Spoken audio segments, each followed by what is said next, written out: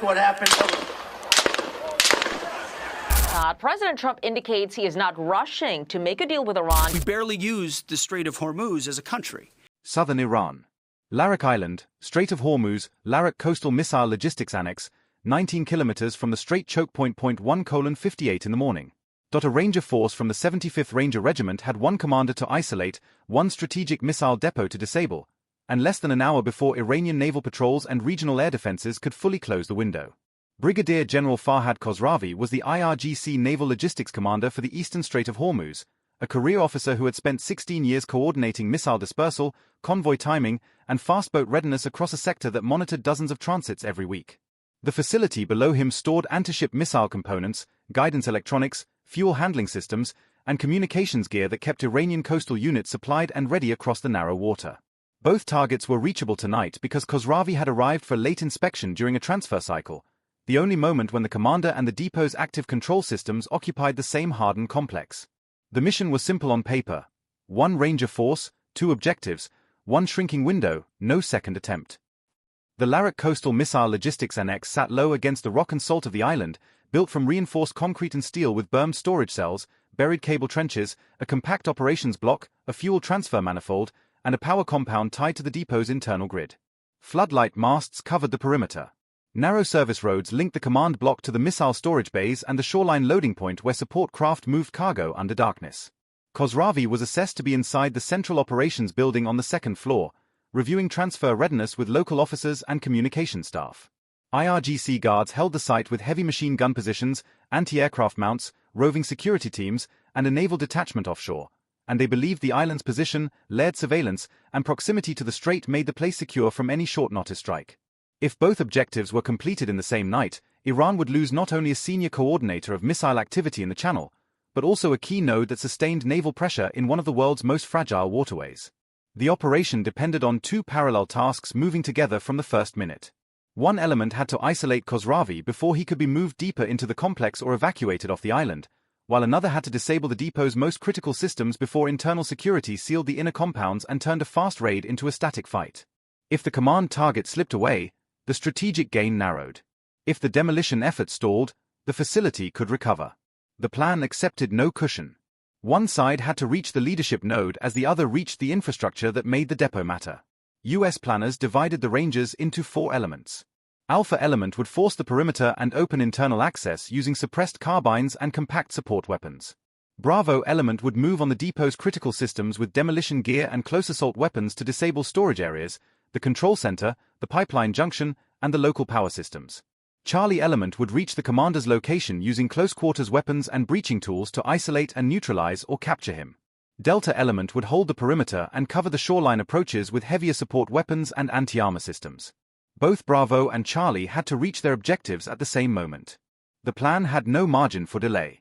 At 2 o'clock, the first breach was made at the outer line of the annex. Alpha moved fast through the dark edge of the compound and opened the route inward before the nearest guard towers fully understood the scale of the incursion. IRGC sentries answered with immediate fire and triggered local alerts. The entry point held long enough for the force to enter. 2 minutes into the operation, Bravo and Charlie split inside the compound and moved in opposite directions on the same clock. One line went toward the depot systems. The other went toward the command block where Khosravi was believed to be working. IRGC guards inside the annex reacted faster than expected and began closing interior corridors. The race began there.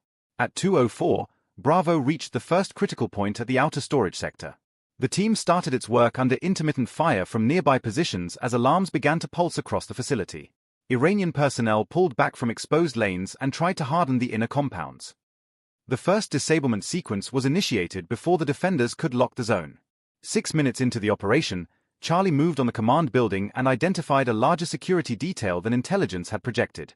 Extra guards were posted near the stairwell and communications rooms, and movement inside the building showed the commander was not alone. The Rangers pressed forward while the IRGC detail tried to slow them in the narrow interior. The approach cost time. At 2:08, the base alarm fully triggered and the compound changed shape. Floodlights snapped on over concrete lanes, bermed bunkers, and service roads, turning the annex from black water and shadow into hard white glare. IRGC personnel scrambled from barracks and maintenance sheds toward prepared positions. The fight was now open. 10 minutes into the operation, Delta intercepted the first reinforcement vehicles moving along the coastal road toward the annex. The Rangers struck the lead vehicle and blocked part of the route, forcing the column to slow and bunch under confusion. Iranian fighters dismounted and tried to deploy around the obstacle. Delta held them outside long enough to keep the inner operation alive. At 2:12, Charlie made first hard contact inside the command building. Security personnel at the corridor junction held their ground and returned disciplined fire from behind interior cover. The Rangers pushed room to room, forcing the line ahead by inches instead of meters. The building became the center of the fight. 12 minutes into the operation, one Ranger from Charlie went down in the corridor. The team kept moving. At 2:14, Bravo completed work on the second major target area and shifted toward the pipeline junction.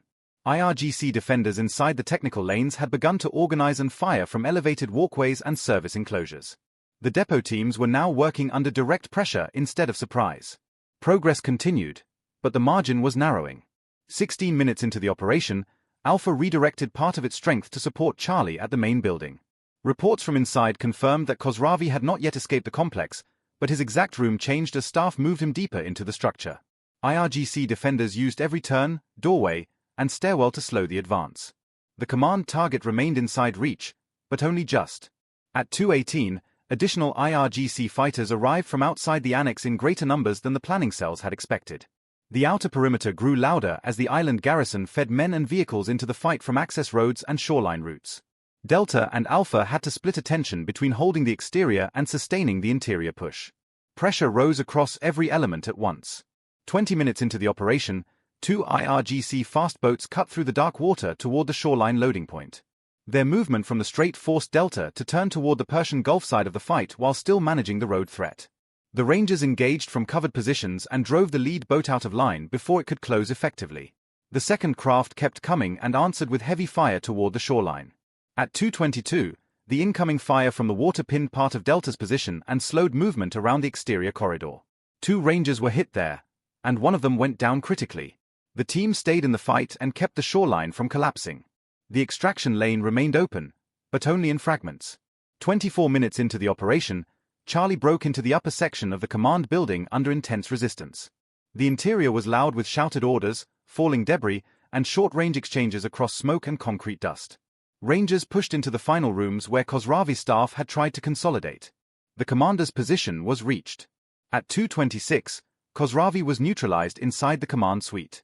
Charlie secured the room, confirmed the identity, and began moving back with its wounded and the remaining assault team. IRGC personnel on lower levels continued to fight, but the command objective was finished. The cost of finishing it showed in the pace of the withdrawal. 28 minutes into the operation, Bravo reached the pipeline junction but found the route to the power systems effectively blocked by concentrated defenders and locked access points.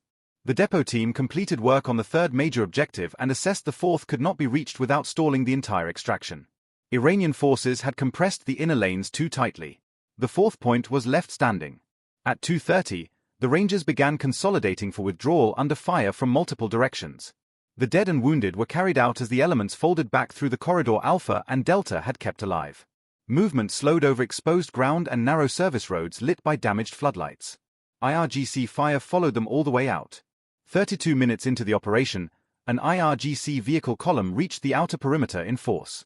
Several trucks and support vehicles rolled into the fight almost together, trying to cut the escape route before the Rangers could clear the annex. Alpha and Delta engaged them at the edge of the corridor and broke the momentum of the first push. The extraction route stayed open by seconds, not comfort. At 2:34, multiple vehicles at the perimeter were disabled and the rest stopped short long enough to dismount troops into confusion. Iranian fighters pressed forward on foot, but the Rangers were already moving deeper into their withdrawal lane with the wounded in the middle.